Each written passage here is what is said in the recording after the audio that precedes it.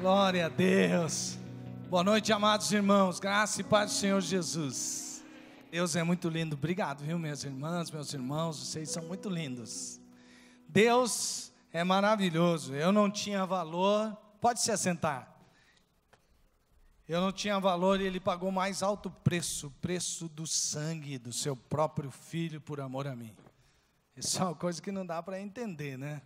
Mas Deus, Ele nos ama tanto, mas tanto, que Ele fez isso porque Ele não podia viver sem você. Ele queria Ele pertinho de você. E sabe, o seu futuro é demais. Seu futuro é lindo demais. É uma coisa sensacional. Nós estamos vivendo os últimos dias. Os últimos dias do último tempo, né?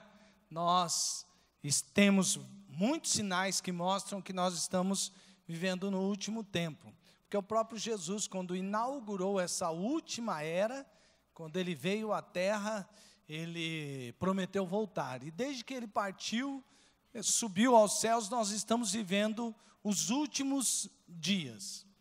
E há sinais nos céus e na terra que demonstram esses últimos dias. Jesus disse que haveria guerras, rumores de guerras, existiriam sinais nos céus, e tem gente que trabalha com isso, tenta ver os sinais dos céus para ver a volta de Jesus, apesar de que nós não temos nenhuma parte na Bíblia que nos autorize a marcar data cronológica, ou seja, olha, pela conta que eu estou fazendo em janeiro de 2000 e não sei quanto, isso não existe na Bíblia. Algumas pessoas já tentaram fazer isso e se deram muito mal, né? A gente tem nos estudos aí, né? Só estudando durante os tempos, vai acabar porque vai ter um alinhamento dos planetas, vai acabar porque vai ter isso, vai ter lua de sangue, vai ter não sei o quê, vai ter isso, vai ter aquilo. Todos esses são sinais que os tempos estão chegando, mas não nos autoriza a marcar uma data de um mês, porque senão a gente já não estaria mais aqui, porque tinha muita gente dizendo que o mundo acabaria em 2012, a menos que não avisaram a gente que o mundo acabou, não acabou o mundo, né? Só se a gente ainda não sabe disso. Mas há sinais. E quando será, então, este fim? Você está preparado? Talvez o que é principal aqui é você responder a pergunta: você está preparado? Sabe por quê? Olha para onde você está indo. Você está indo para um lugar maravilhoso. Então vi um novo céu e uma nova terra, pois o primeiro céu e a primeira terra tinham passado, e agora o tabernáculo de Deus, olha aqui o propósito de tudo, agora o tabernáculo de Deus está com os homens, com os quais Ele viverá, eles serão os seus povos, o próprio Deus estará com eles, e será o seu Deus. Ele, o próprio Deus, enxugará dos seus olhos toda lágrima, não haverá mais morte, nem tristeza, nem choro, nem dor, pois a antiga ordem já passou. Amém? Quem faz parte dessa promessa aí, levanta a mão e dá um glória a Deus aí. É isso, esse é o nosso futuro, é para lá que nós estamos caminhando, e todos os sinais indicam que Jesus está voltando para buscar a sua igreja gloriosa. E se Jesus não vier, nós vamos, e nós vamos estar com Ele para sempre, nesta realidade do novo céu e da nova terra. Mas, enquanto a gente não vai para lá, tem um aviso para você. Essa parte aqui não é uma parte muito bacana. Por quê? Por isso, respira fundo aí, vai. E agora aguenta, que vai vir. Olha só, o texto diz, saiba disto. Ele está falando sobre os últimos tempos, sobre esses que nós estamos vivendo, os últimos dias. Nos últimos dias sobrevirão tempos terríveis. Quanto a você, porém, permaneça nas coisas que aprendeu e das quais tem convicção, pois você sabe de quem o aprendeu. O sábio Paulo está falando ao seu aprendiz de liderança, ao seu discípulo, ao seu filho Timóteo, que os últimos dias serão tempos difíceis e trabalhosos. Os homens serão de difícil trato por causa do egocentrismo. A decadência moral será cada vez maior. Surgirão falsos cristãos e os verdadeiros sofrerão perseguições. Sendo assim, no fim, persevere nos princípios. Eu fiz uma jogadinha com as palavras para que você não esqueça. No fim, persevere nos princípios. Nos princípios que você aprendeu, nos princípios que está calcado na palavra de Deus, porque esses não são tempos fáceis. Então, nós vamos, à medida que nós lemos, indicar um sinal. Qual é o sinal que isto é os últimos tempos? E vamos indicar uma atitude que você deve tomar. Porque quando você vê no semáforo verde, é para você fazer o quê? Seguir ou parar? Ou atenção, não. E vermelho? É para você parar. Então o sinal ele serve para isso, para indicar algum tipo de atitude que você deve tomar diante desse sinal. Se tem aquele, vamos ver, aula de atenção, autoescola, um triângulo significa o quê? É um sinal, quem sabe? Ixi, gente, se fosse dar, como que é? Dê a preferência. Rapaz, pensou se caísse no exame, você tem que fazer de novo, você já tomava a carteira sua aí. Um sinal significa um tipo de atitude que você deve tomar. Dê a preferência. E tem sinais. Para que servem os sinais na Bíblia? Para eu ficar, olha, os sinais estão acontecendo. Oh, você viu esse aqui, essa estrela que caiu, agora significa que falta, deixa eu fazer a conta. Não, não. Um sinal é para apontar um tipo de atitude que você deve tomar diante dos últimos dias. E o primeiro sinal que Paulo aponta está dentro do comportamento humano, que é o sinal que ele diz para Timóteo. Como serão os homens dos últimos dias? Esses homens serão egoístas. O egoísmo é o sinal, e a atitude é você identificar e praticar. Identifique e pratique antítese. Bom, antítese não é uma palavra muito comum, corriqueira, né? Mas você vai ver por quê. Eu vou explicar porque tem a ver com as palavras que estão aqui no original, mas é só você se contrapor, entendeu? A ideia aqui é você identifique o que a palavra de Deus está falando, que é o comportamento do presente século, deste mundo, dos homens que não creem em Deus, e pratique justamente o contrário. Faça exatamente o contrário do que esses homens têm feito. Então vamos lá, perceba. Agora, o que Paulo vai falar. Vamos lá? Porque o primeiro versículo eu já li, lá na introdução, e agora vamos ao versículo 2. Os homens serão egoístas, avarentos, presunçosos, arrogantes, blasfemos, desobedientes aos pais, ingratos, ímpios, sem amor pela família, irreconciliáveis, caluniadores, sem domínio próprio, cruéis, inimigos do bem, traidores, precipitados, soberbos, mais amantes dos prazeres do que amigos de Deus. Perceba que a primeira palavra sugere que a lista vai andar em torno dela. Isso é verdade. Os avarentos são aquelas pessoas que retêm tudo. Eles são como aquele homem da parábola que Jesus diz que um homem juntou para si muita grana, pôs num celeiro e falou para a alma dele: come e bebe agora, minha alma, porque você já tem tudo preparado. Agora você não vai mais passar necessidade. Tudo que eu juntei no celeiro é meu. Jesus disse: louco, esta noite te pedirão a tua alma, e o que tens para quem será? E tem muita gente que junta riqueza para gastar um determinado período, ele acaba perdendo a saúde, porque trabalhou para juntar aquela riqueza, e quem herda aquela riqueza, gasta aquela riqueza num tempo só, tudo vai por água abaixo. Mas os homens dos últimos tempos serão avarentos, porque são egocêntricos, querem tudo para si. O que segue também, a palavra presunçoso, significa que este homem vai querer ostentar. Eu vou conquistar e vou ostentar. Eu vou dizer o quão poderoso eu sou. Esses homens, eles são assim, tudo que eles fazem com os bens materiais é para o bem de si mesmo, para guardar para si e também para ostentar. São arrogantes, homens que não estão se importando uns com os outros. Aliás, ele diz, a minha opinião é mais importante que a sua, eu sei mais do que você, e se você pensar diferente de mim, você está pensando errado. Os homens são arrogantes nos últimos dias. E aí, você acha que tem alguma semelhança com esse presente tempo? Essa é a fotografia dos homens blasfemos, ou seja, não tem respeito pela espiritualidade. Ou poderíamos dizer, não tem respeito por aquilo que é religioso. E eu não vou fazer defesa de religião nenhuma aqui, mas o respeito o desrespeito é uma coisa que a gente vê nesse presente momento, né?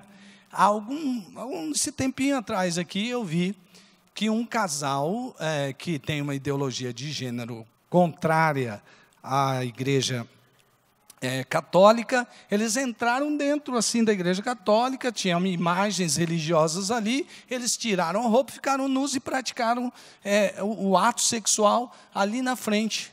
Duas mulheres, nós somos homossexuais, nós fazemos o que nós desejamos, e foi ali blasfemos. Eu não estou aqui para dizer, mas esse símbolo, o que é? Mas os últimos dias, eles serão carregados do desrespeito por qualquer coisa que simbolize ou que signifique divindade. Esses homens serão desobedientes aos pais. A desobediência aos pais é uma marca desse tempo, sim ou não? Só que se eu disser para você que ela é patrocinada e se tornará cada vez mais generalizada. Tomara que não seja nesse tempo que eu e você reajamos. Mas veja só, há muitos anos atrás, na década de 70, havia um movimento conhecido como Nova Era. E uma mulher, uma pensadora, aquelas pensadoras maravilhosas assim, chamada Helena Blavatsky, disse que a educação dos filhos não deveria estar na mão dos pais, porque os pais têm conceitos, são preconcebidos, ou seja, preconceitos, e eles não dão direito aos filhos a pensarem diferente deles. Por isso, deveria chegar um tempo em que a educação dos filhos fosse pelo menos compartilhada, com o Estado, por exemplo, através da escola. Então, se o seu filho vai à escola, ele vai receber outro tipo de orientação diferente da que você dá na sua casa. Tudo começou com uma coisa que parecia que, é mesmo, tem que dar liberdade. Eu vi o testemunho de um jovenzinho aqui, esses dias, de um jovem que disse que quando ele era pequeno, a papai e a mamãe dele ensinaram como que Deus criou o mundo. Papai e a mamãe dele. Quando ele chegou na escola, ele lembrava disso bem, a professora falou que o mundo foi criado de outro jeito. E ele disse, não, professora, deixa eu falar um negócio aqui. Não foi assim. O mundo foi criado por Deus, está lá na Bíblia. Esse jovem deu um testemunho ontem aqui, o filho do pastor Gilson e da Vaxi, que ele chegou e depois ele disse que falou com vocês. A professora ensinou outra coisa, mas até então tinha aquela mensagem, sem querer ofender ninguém, mas baseado numa certa ignorância de que a tese científica é de que o mundo foi criado a partir de uma evolução.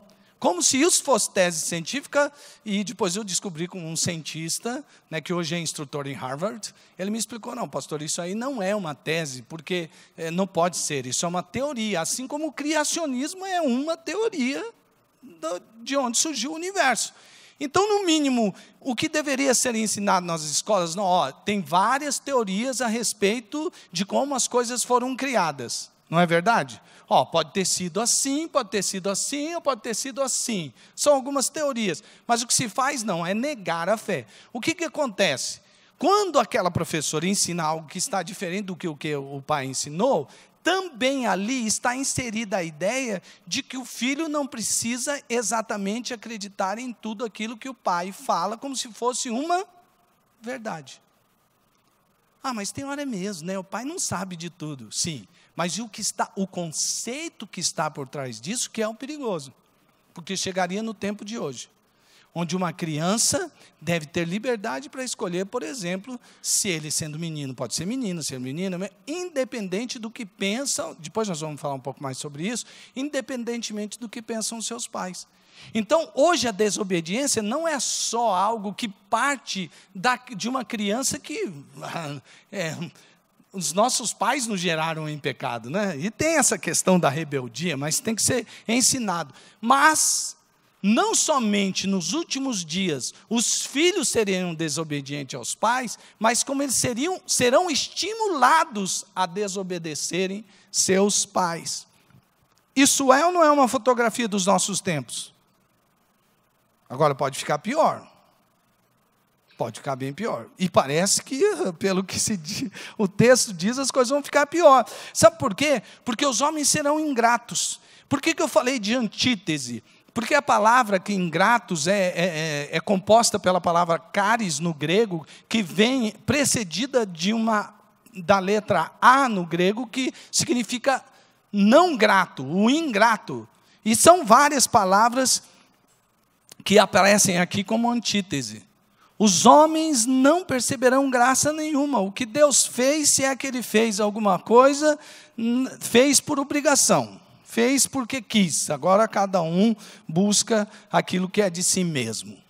Esses homens, eles são ingratos, eles são ímpios, eles não têm nenhuma razão para procurar uma divindade a quem eles devem obedecer, porque a despeito do que se passou, agora o homem ele é livre para ser o próprio Deus de si mesmo. São homens ímpios, sem amor pela família, sem afeição natural. Eles não respeitam, se não respeitam os pais, quanto mais respeitar outros membros da família. Para que marido respeitar a mulher? Para que mulher respeitar marido? Para que a gente continuar naquela aliança que a gente prometeu até que a morte separe? Acabou o amor de família. Mas se tem filho, e aí, cada um por si. Filho, a gente vai educando, aí vai crescendo. São irreconciliáveis. De novo, é uma antítese. Conciliável é um homem que é sociável.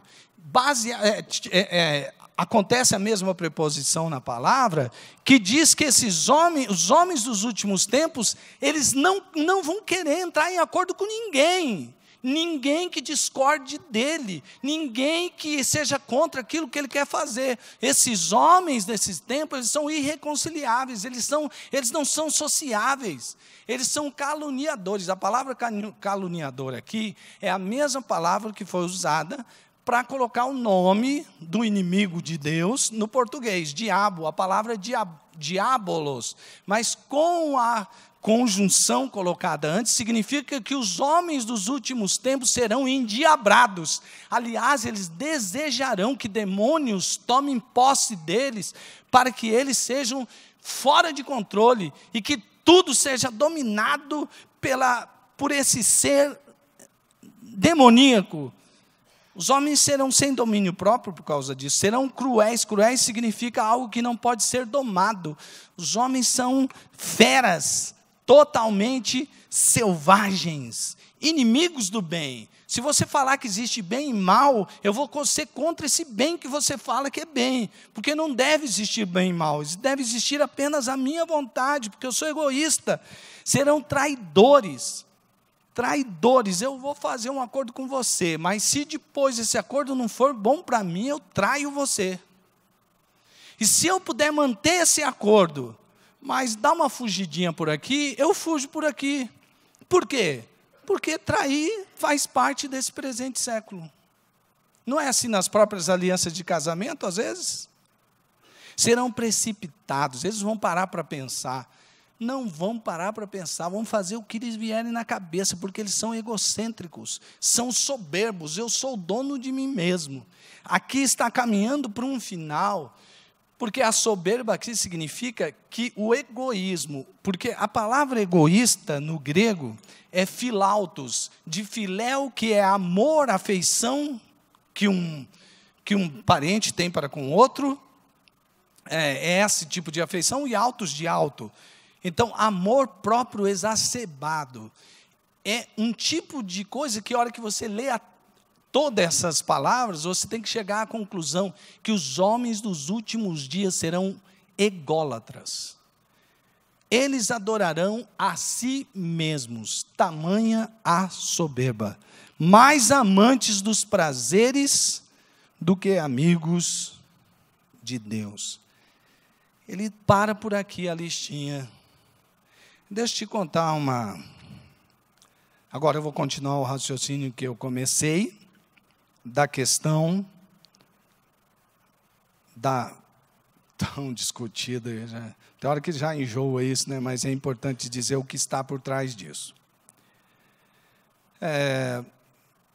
Tem um livro que foi escrito por um argentino, que ele explica o que está por trás da ideologia de gênero. E aí ele dá um exemplo muito interessante.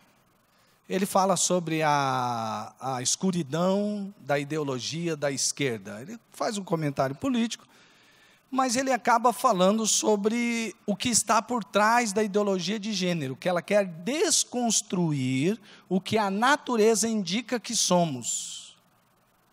E que a própria natureza não deve determinar qual é a nossa identidade. Nós devemos escolher isso.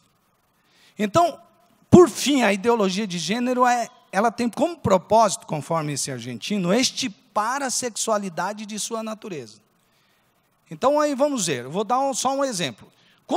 Veja o que acontece quando você tira Deus, porque tem o Criador e tem a criatura. Mas tira o Criador e deixa só a criatura. Quem faz as regras, então? A criatura. Agora perceba isso. Paul é um homem que, quando tinha 46 anos, se descobriu transgênero. E se separou, depois que a esposa disse que, se não parasse de ser trans, deveria ir embora. E ele respondeu: para mim, deixar de ser trans não é uma coisa que consigo fazer. É como se me falassem para diminuir a minha altura, ou ir embora. Como não posso diminuir a minha altura, eu vou embora. E foi. Mais tarde, quando ele tinha 52 anos, ele percebeu que não somente ele estava preso no corpo de um homem, como ele estava preso num corpo de 52 anos. Na verdade, ele tinha 6 anos de idade.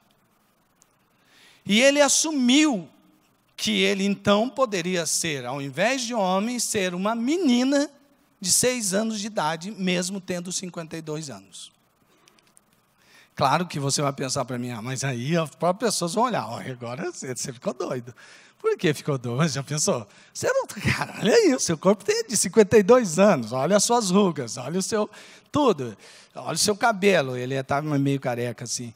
Aí, não é isso aí, natural, não é verdade? Sabe o que a comunidade, isso aconteceu no Canadá, depois você pode pesquisar na internet, está tudo lá. Sabe o que a comunidade de transgênero disse? Viva, vamos celebrar mais um jeito de sair do armário. Como assim? Aí essa comunidade transgênero, que tem simpatizantes, arrumou um casal, onde tem o homem e uma mulher. Esse casal adotou essa criança, e hoje ela é a criancinha da casa. Ela pôs uma peruquinha, um topzinho aqui na cabeça, põe fralda e se veste como uma criança de 6 aninhos e brinca com chupetinha na boca. Agora você pode pensar assim, que absurdo. Não, aí eu sou obrigado a discordar de você. Se não tiver Deus na criação, e a criatura que decide o que é melhor para si, cada um para si.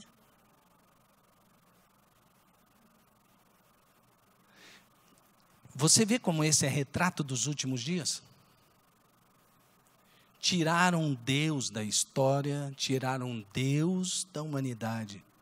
E agora nós, entre aspas aí, que eu não quero ser isso, está amarrado em nome de Jesus, mas o homem agora é Deus de si mesmo. Ele é quem decide. E se o conceito é esse, qual é o problema que se venham outras coisas?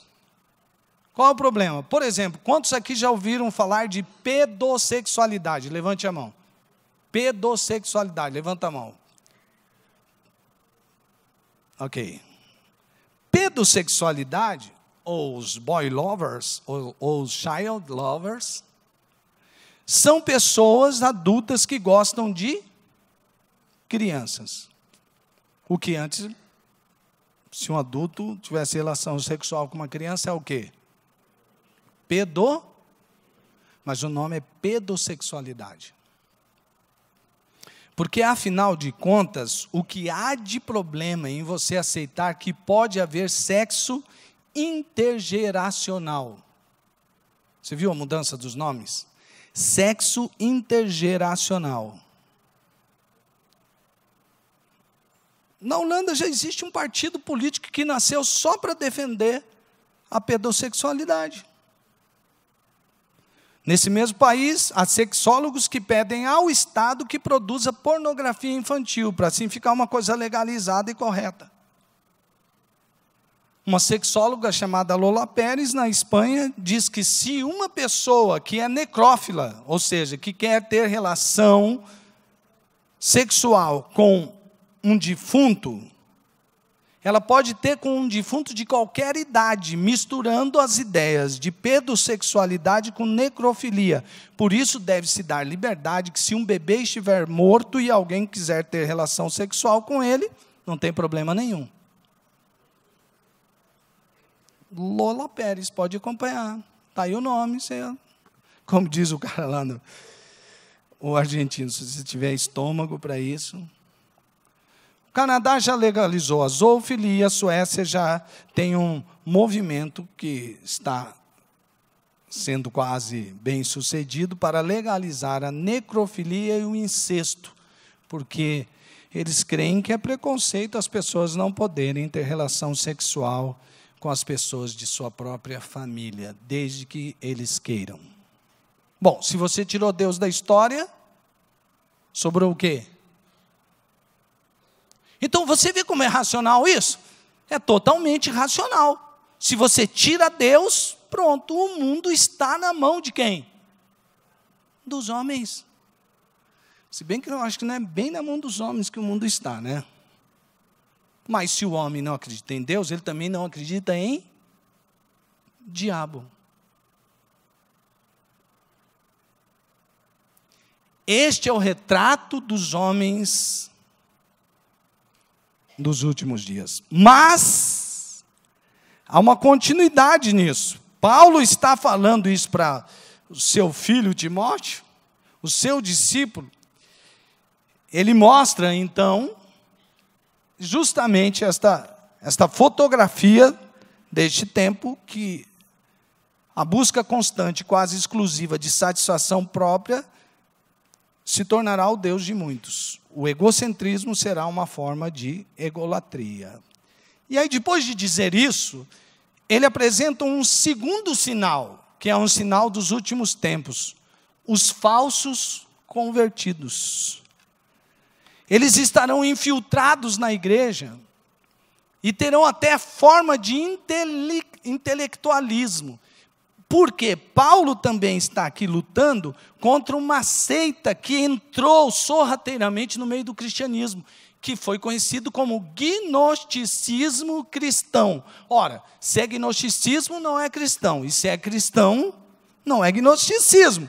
Por quê? O gnosticismo prega o quê? Que o homem alcança um nível espiritual alto e até o próprio contato com a divindade através da gnose, do conhecimento. Isso, uma elite ganha esse certo conhecimento, então se conecta com o divino.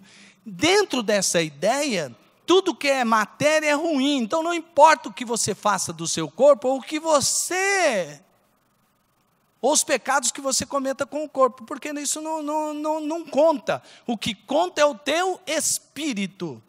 Então, só que o problema é, se é assim, e Jesus, ele se encarnou? Não. Jesus, quando ele nasceu lá, um menino normal, tal. Aí veio um aeon, numa época em que ele foi crucificado, e ele então entrou em Jesus, e Jesus se tornou divino, ele pagou o preço.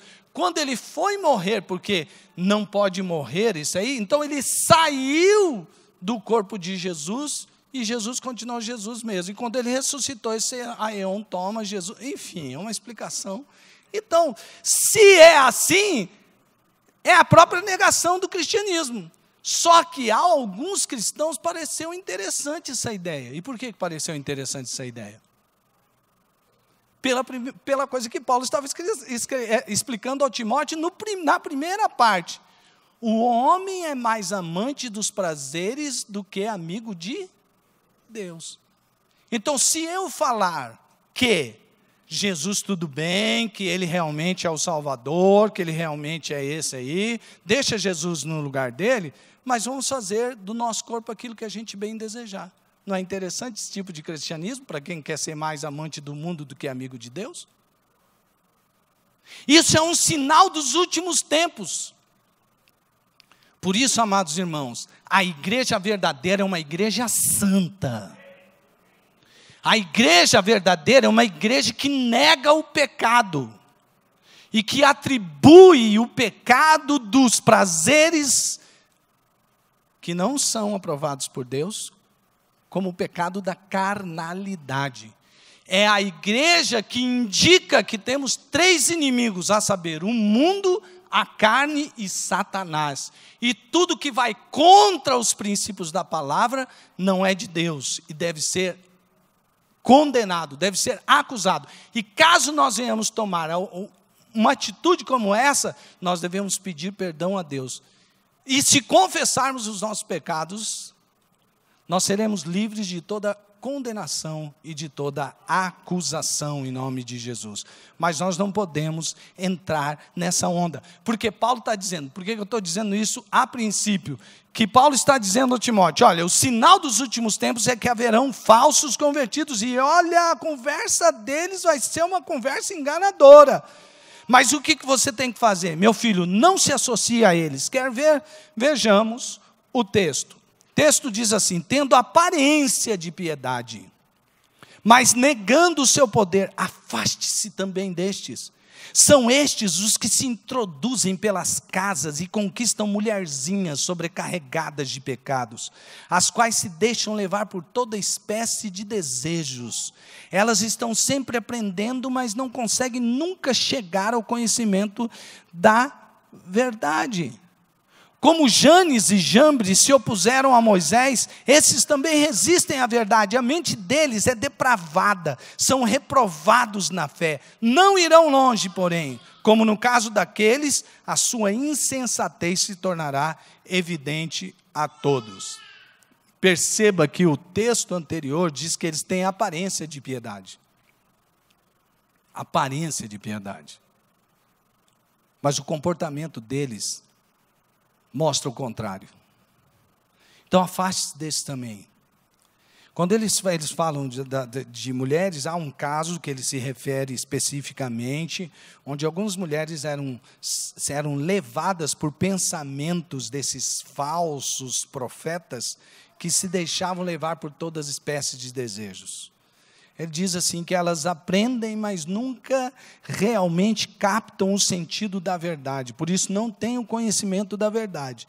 E para mostrar mais claramente, ele diz como Janes e Jambres, que não estão no Velho Testamento, não são aquelas 2 figuras que se rebelaram contra Moisés, mas que está dentro da história judaica, que mostra onde esses dois se rebelaram contra Moisés, porque eles tinham uma mente depravada, mas estavam lá no meio do povo. A sua fé é reprovada. Eles não irão longe, porém, como no caso daqueles, porque, conforme a história de Janes e Jambres, eles são desmascarados, e a insensatez se tornou evidente a todos. Amados irmãos, não adianta um lobo se vestir como uma ovelha, pastar como uma ovelha e querer viver como uma ovelha, porque ele é um lobo. Ele não é uma ovelha. Aqui a imagem é de que tudo aquilo que não é verdadeiro é trazido às claras. E o enganador vai ser desmascarado. E Paulo está dizendo assim, então, olha, já que é desse jeito, não se associe a eles. Não tente dar aquela ideia assim, não, mas ele é meio diferente, mas assim, né? É a mesma história do mundo. O que é que tem, o que é que tem, o que é que tem? Nós que somos da verdade, temos que andar na luz da verdade. Tudo que é obscuro, tudo aquilo que você começa a entrar numa conversinha que está te levando para o pecado, sai dessa, se afaste daí. É aquela conversa daquilo que, não, se você desse, para vender isso aqui, nós vamos ter que dar uma exageradinha no produto, porque senão nós vamos perder do concorrente. E aí você vai e mente. Isso está na verdade, está na mentira, ou é mais ou menos? Tem caminho do meio? É aquela pessoa, aquele enganador, que começa um namoro e de repente, não, mas a Bíblia fala, mas sabe, hoje os tempos são outros, e se a gente tiver aqui a nossa relação sexual antes do casamento, porque isso também já é lá do tempo, né, que o pastor velhinho lá antigo pregava, hoje já não é mais assim, né, e aí tem a relação sexual até um tempo, porque aquele que prometeu que ia casar com você, não casa, mesmo porque até aquele que casou já disse que não vale mais a aliança. Paulo está dizendo para Timóteo, não ande, cuidado com esses caras que estão no meio. Cuidado com esses caras do politicamente correto na religião. Não, cede aqui, cede ali. Não. Tanto é verdade, amados irmãos, que a gente tem que tomar cuidado e não se associar, que eu vou, até por conta do tempo, passar aqui, vou ler só essa partezinha, que é um resumo. Nos últimos dias serão marcados por uma falsa espiritualidade, de homens corruptos de entendimento que resistem à verdade, porque ela revela seus pensamentos e comportamentos vergonhosos. É o cara mentiroso mesmo. E aí nós vamos partir só agora, porque está totalmente ligado a esse último ponto, terceiro sinal apontado por Paulo dos últimos dias: perseguição, atitude, resistência. Resistência na doutrina e resistência na vida. O sinal, perseguição. Os tempos serão difíceis e trabalhosos. Por causa daquilo com que você se envolveu, virá a própria cobrança nos tempos difíceis e trabalhosos. Mas veja o que Paulo diz sobre qual deve ser a atitude de Timóteo. Mas vocês têm seguido de perto o meu ensino, a minha conduta, o meu propósito, a minha fé, a minha paciência, o meu amor, a minha perseverança. Paulo está falando aqui do ensino verdadeiro, que ele ensina e se comporta conforme o seu ensino. Ensino aqui não vem da palavra gnosco. O ensino aqui vem de uma palavra que indica algo que ele aprende, pratica, aquilo se torna um hábito e futuramente se transforma numa cultura, estilo de vida. É o que ele está dizendo, minha conduta, o meu propósito, a minha fé, a minha paciência, o meu amor, a minha perseverança. Perseverança. As perseguições e os sofrimentos que enfrentei, coisas que me aconteceram em Antioquia, Icônio e Listra. Quanta perseguição suportei, mas de todas essas coisas o Senhor me livrou. Meus irmãos, Satanás, que é o nosso inimigo, ele vai te perseguir de várias maneiras. Quando ele não te persegue através de um governo opressor, por exemplo, onde você não pode nem falar sobre a sua fé, ele vai te perseguir de outras maneiras. Os ataques do inimigo sempre são contra aqueles que amam a Deus de verdade. Então deixa eu dizer uma coisa para você, você está passando por lutas, você está passando por dificuldades, que você teve hora que falou assim, parece uma perseguição, porque aconteceu uma coisa, depois aconteceu outra, depois aconteceu outra, não se engane, é uma perseguição. É uma perseguição. E é uma perseguição do inferno. Mas olha aqui, olha, Deus te livrará de todas elas. Deus te livrará de todas elas. Repita comigo.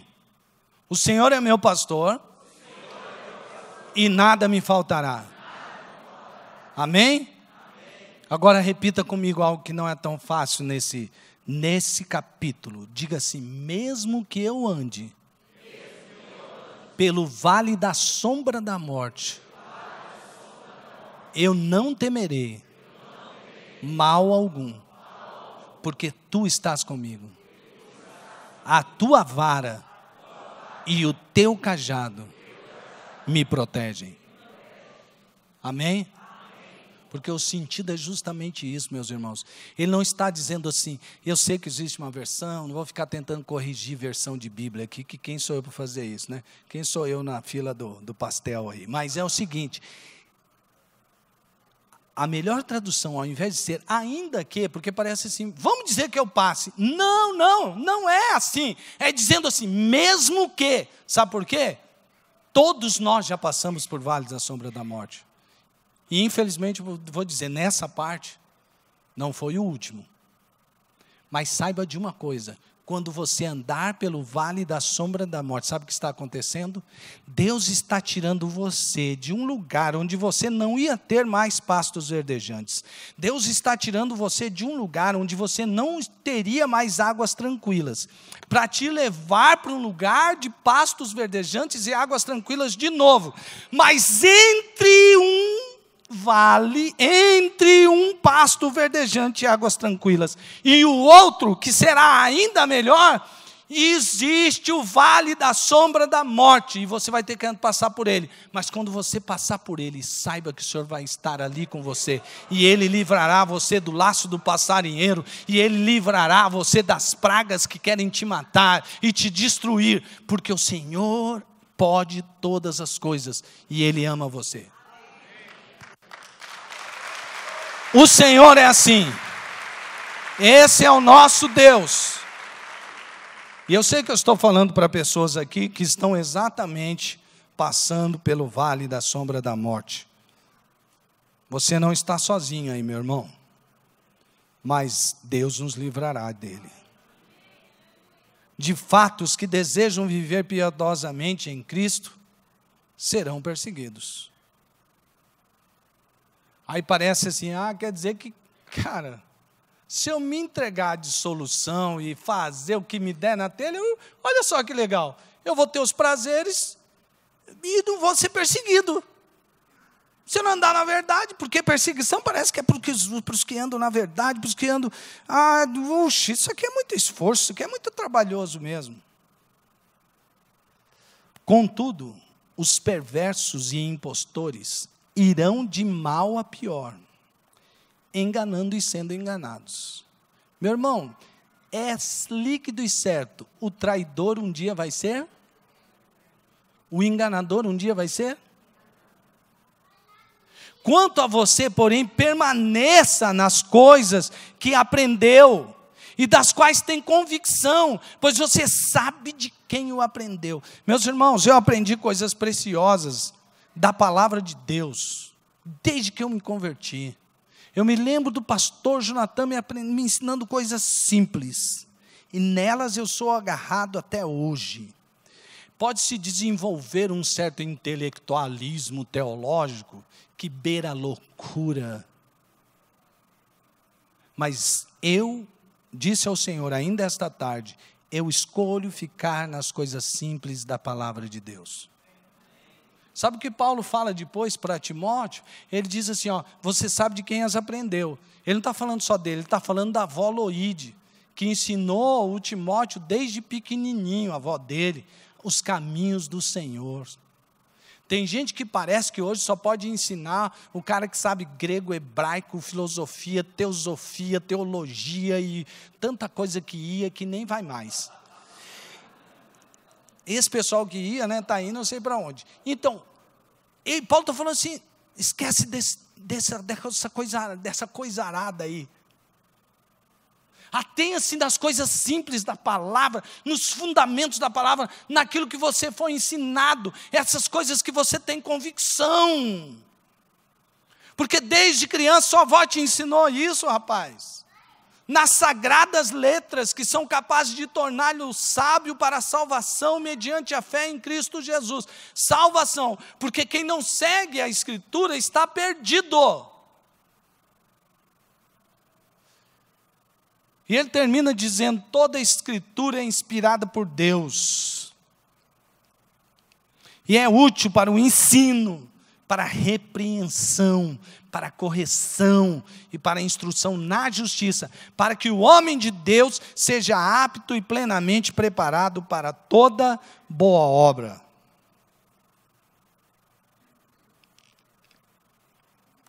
Amados irmãos, quantos aqui querem ir para o céu?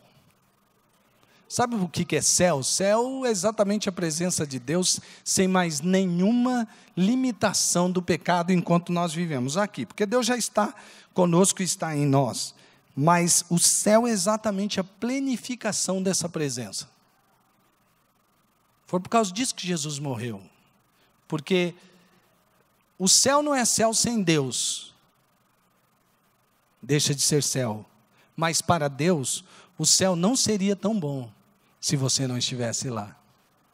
E por isso Ele enviou o Filho dEle para morrer por você. Ele te amou tanto, Ele foi tão extravagante, que como cantamos na música, a gente que não valia nada, Ele pagou o mais alto preço entregando o seu Filho entregou, derramou o seu próprio sangue. Você não foi comprado com ouro ou com prata, você foi comprado pelo precioso sangue de Jesus. Por isso, viva como tal.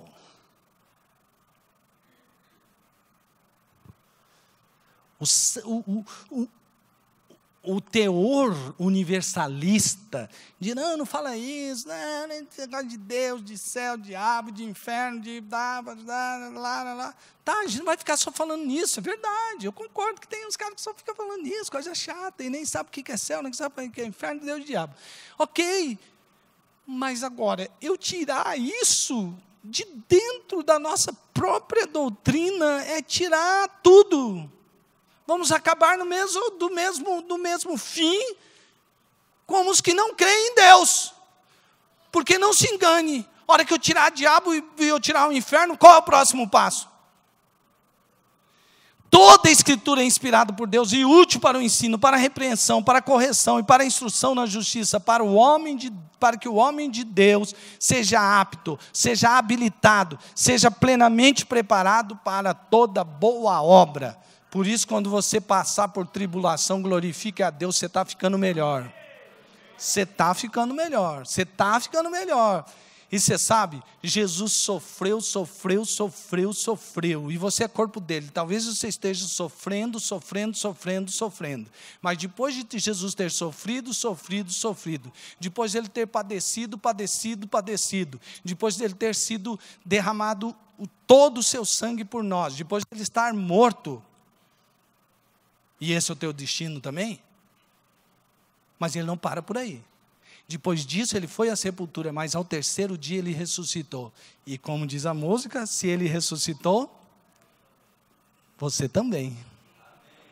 Porque nós estamos nele, assim como ele está em nós. E o nosso destino final é a glória de Deus. Amém, amados irmãos?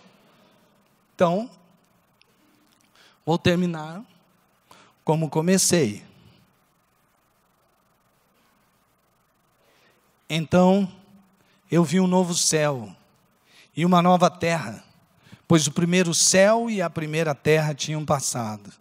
Agora, o tabernáculo de Deus está com os homens, com os quais ele viverá. Eles serão seus povos. O próprio Deus estará com eles e será o seu Deus.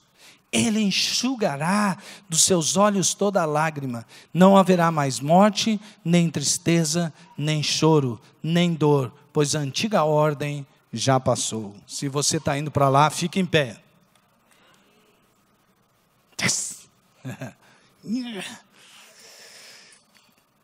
Ninguém vai nos impedir de ir para lá. Ninguém. Porque quem nos separará do amor de Deus? A vida, a morte, a espada, a perseguição, seres celestiais ou infernais? Quem poderá nos separar do amor de Deus? Ninguém pode nos separar do amor de Deus. Quem intentará acusação para os filhos de Deus? Quem poderá nos acusar? Meu irmão, quando o diabo disser para você assim, você é pecador, você fala assim, você diz, pode dizer, vai dizendo aí, e deixa ele te acusar o quanto ele quiser. Sabe por quê? Porque por todas essas coisas Jesus já derramou o sangue dele na cruz, e nenhuma condenação há mais para os que estão em Cristo Jesus, para aqueles que já foram lavados e redimidos pelo seu sangue. Você é um filho de Deus. Sabe por que Deus responde a sua oração? Não é porque você está completamente certo. É porque Jesus já te deu livre acesso ao Pai. E o Espírito Santo intercede por você com gemidos inexprimíveis. Permaneça na verdade. Você está sofrendo agora, mas Deus está com você. Talvez Ele não lhe tire da fornalha que você está passando agora. Mas saiba de uma coisa, Ele está com você dentro da fornalha. E nós estamos indo para lá. Sabe, amados irmãos, uma das coisas que eu mais quero fazer quando chegar lá, é me unir ao coro, que vai dizer para Jesus, Jesus, não estou aqui porque eu mereço, não estou aqui porque eu fui bonzinho, eu estou aqui porque o Senhor derramou o seu sangue por mim. E o Senhor é o único que é digno. O único que é digno de receber o quê? A honra e a glória, a força e o poder. Ao Rei eterno e imortal, invisível, mas real, a Ele ministramos o louvor. Coroe, coroe.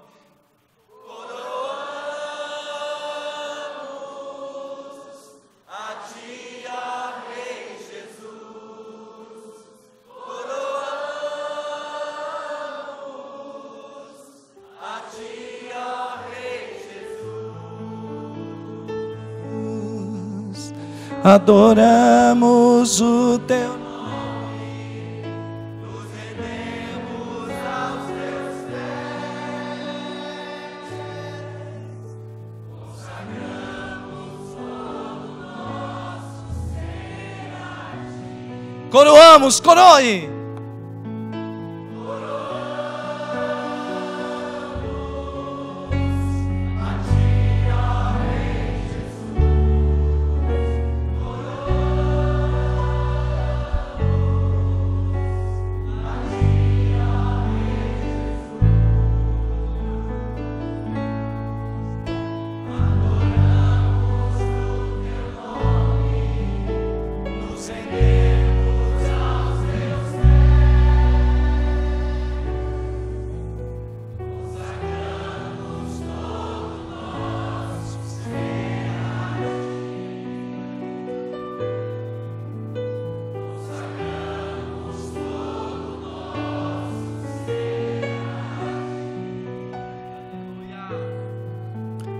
Consagramos.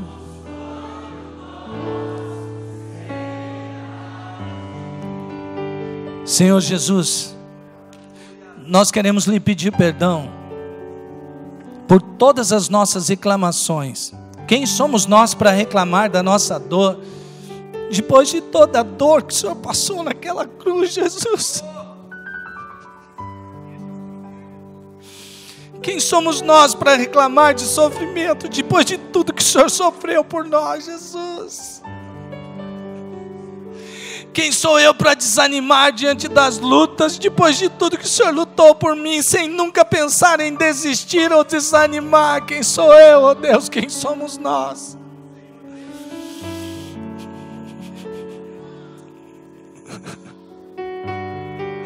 O Senhor Jesus é o Cordeiro de Deus que merece toda a honra, toda a glória, toda a majestade, todo o louvor, todas as riquezas, todas as adorações, louvores, tudo. O Senhor merece tudo.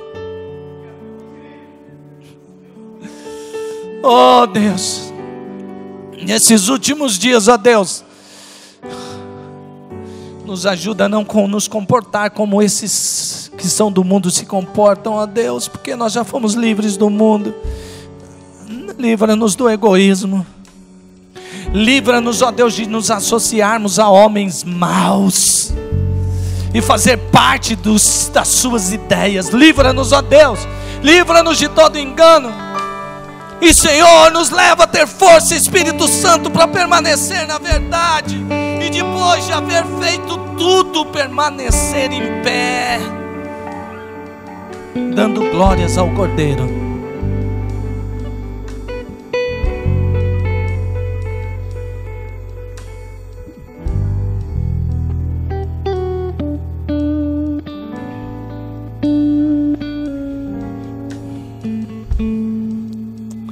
Que o amor do Pai, maravilhoso amor do Pai,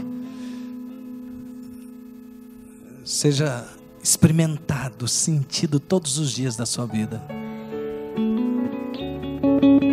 Que a graça do Filho que trouxe salvação, que redimiu você, te sustente todos os dias da sua vida. Porque Ele prometeu, e não é homem para mentir, nem filho de homem para se arrepender. Ele prometeu: eis que eu vou estar com você todos os dias da sua vida. E Ele está, mesmo quando você anda pelo vale da sombra da morte. Que venha sobre você as consolações do Espírito. Que você seja consolado com as consolações do Espírito Santo. Que nós tenhamos a comunhão do Espírito e vivamos uns para os outros, e que nós nos amemos uns aos outros assim como Cristo nos amou, na comunhão do Espírito. E que o poder e a unção do Espírito fortaleça você, para você permanecer nesses últimos dias firme nos princípios da palavra. Em nome de Jesus, amém, amém. Recebe nossos aplausos, Jesus. Recebe nossos aplausos. O Senhor é Deus. Glória a Deus pela sua vida. Que Deus abençoe a sua semana. Tenha uma semana super de Deus.